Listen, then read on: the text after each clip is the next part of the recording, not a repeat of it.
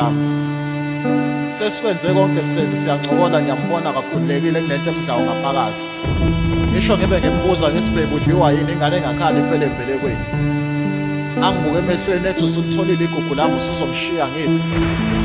Yimlo ngimbamba ngesandla ngimbheke emehlweni ngathi sithandwa sami kuwe ngalethwa uthando hayi inkanuko. Okubonayo kwenzeka ngaphandle angeke ukubone kolwethu uthando ngoba ngikuthanda ngolujulile uthando. Cosi yaphela iphela lapha indaba yami. Kodwa ngifisa ukutshela wonke amadoda ukuthi umuntu wesifazane akusilona ithoyizi lokuzithokozisa ngocansi. Banemizwa abanesihliziyo ubuhlungu bayabuza kwethu ukubanakekela hayi ukubahlukumeza. Labantu ibona abasazozala amaqhawe akusasa uma udlala ngayo uqeda umshiya uthi uzothathwa yiphi indoda. Ubani okufanele athathe imvuthuluka wena usayovithiza abanye. Okubuhlungu uma sesibaqoqile yini futhi phambili nifuna ukubuyela kubo.